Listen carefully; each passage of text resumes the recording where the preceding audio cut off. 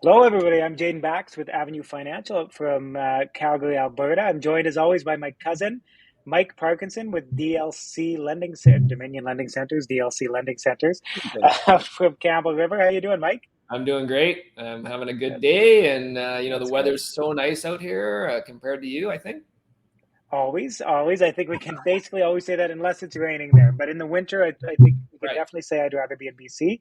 But on our topic today, Alberta is far and away the best place in the country to live. It is. We're talking about closing costs, and so it's Oh just one of those gosh. things that a lot of our clients don't even think about when they come into to get a mortgage, right? So why don't you just kind of set us up with what exactly are closing costs and how we account for them?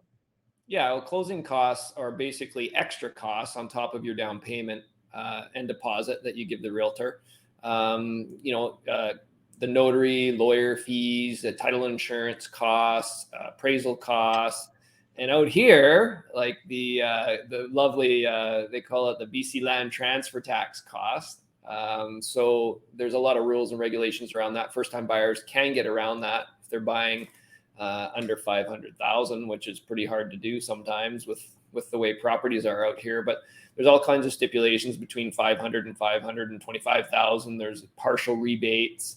And then obviously you got to make sure you do qualify and that you are a true first time home buyer. So we do have in many situations, it's much more expensive for closing costs out here in British Columbia compared because you guys don't even have that. And basically you No. just have the legal costs and you have and title insurance kind of thing. And then Yeah, obviously there's the tax adjustment, right? Which is part of closing costs depending on when you buy, right?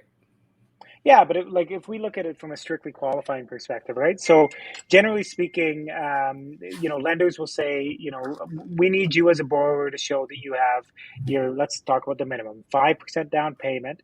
Plus, we'd like you to show that you have 1.5% of the purchase price Right. as closing costs saved up. And so in Alberta, if we have a file that's tight and, maybe you found your dream home, you just have scraped up enough for the down payment, you're ready to get into the market, you don't have those extra costs, we can actually go to some of our lenders and say, like, listen, we're in Alberta. It's not 1.5% of that 400 grand. We don't. He doesn't need 6 grand for Yeah. closing costs.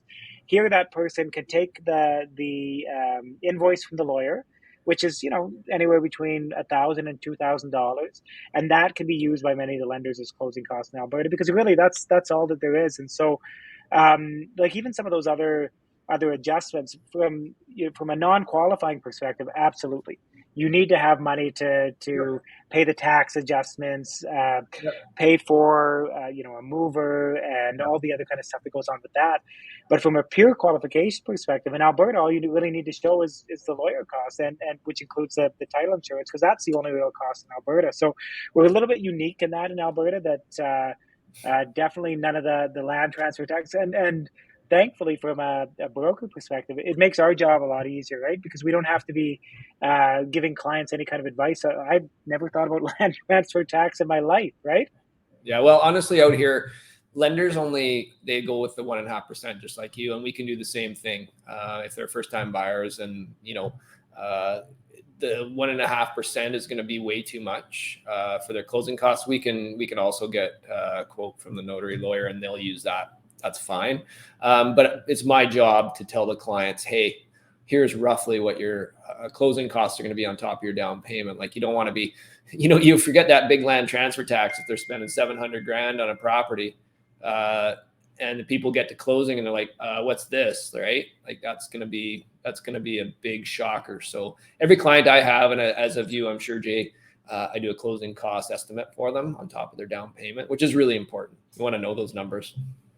Yeah, absolutely. And honestly, like what we try and say to people is easiest thing in terms of qualification and everything like that is to have that extra 1.5%. Like I believe that 1.5% is a good number because there's going to be surprises when you buy your home.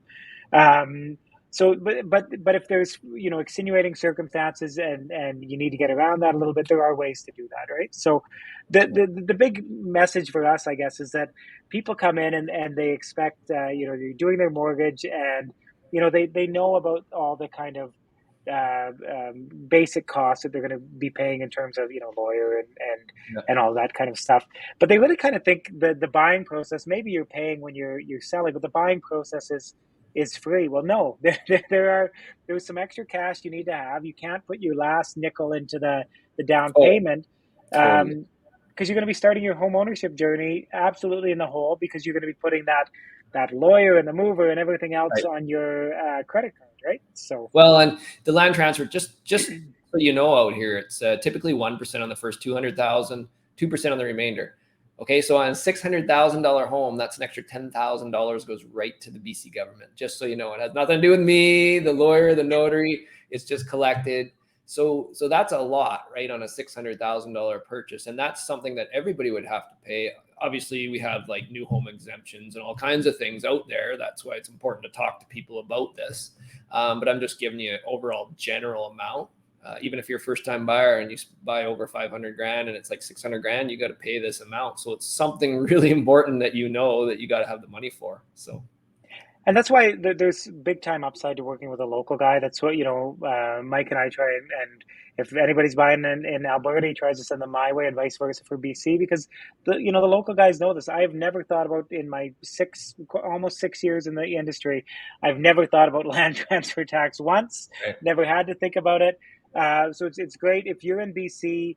You're thinking about buying. You finally got because we know how hard it is to get that down payment saved up.